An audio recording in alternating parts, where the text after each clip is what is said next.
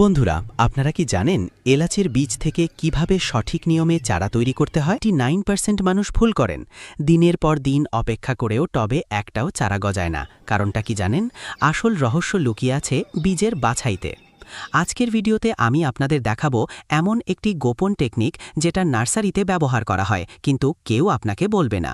দোকান থেকে কেনা এলাচ দিয়ে চারা হবে কিনা, আর হলে সেটা কোন পদ্ধতির ভয় নেই।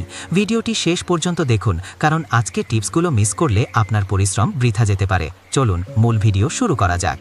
বন্ধুরা, সবার আগে দোকান থেকে ভালো মানের কিছু এলাচ নিয়ে আসুন। আমি এখানে যা দেখাচ্ছি সবই কিন্তু সাধারণ দোকান থেকে কেনা। তবে সব এলাচ কিন্তু সমান হয় না।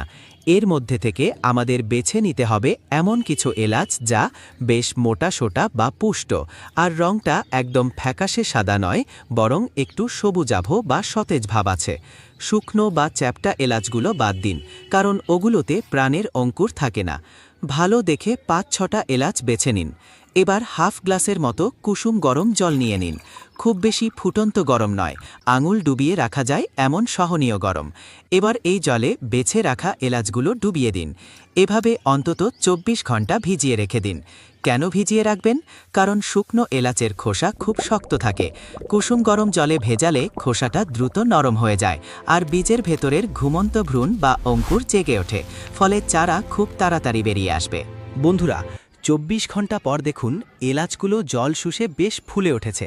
এবার জল থেকে তুলে খোসা ছাড়িয়ে ভেতরের কালো দানাগুলো বের করে নিন। এখানেই কিন্তু আসল খেলা।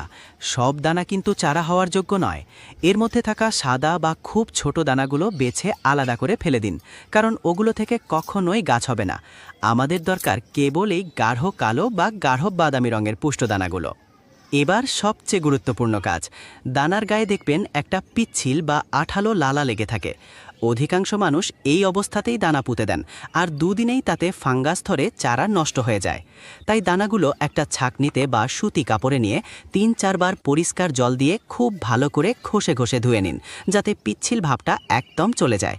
মনে রাখবেন, দানা যত পরিষ্কার হবে চারা বেরোনোর চান্স তত বেড়ে যাবে। বন্ধুরা, বীজ তো রেডি। এবার আসি সবচেয়ে গুরুত্বপূর্ণ কাজে, মাটি তৈরি।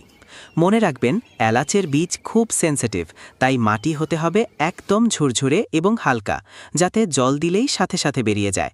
কোনোভাবেই জল জমে কাদা হওয়া চলবে না। এর জন্য আমি নিচ্ছি 50 ভাগ সাধারণ বাগানের মাটি, আর এর সাথে মেশাচ্ছি 50 ভাগ কোকোপিট। আপনাদের কাছে কোকোপিট না থাকলে আপনারা সমপরিমাণ লাল বালি অথবা ধানের খোসা বা তুষ ব্যবহার করতে পারেন। তবে এখানে একটা ছোট্ট কাজ করবেন, বীজে যাতে কোনোভাবেই ফাঙ্গাস না লাগে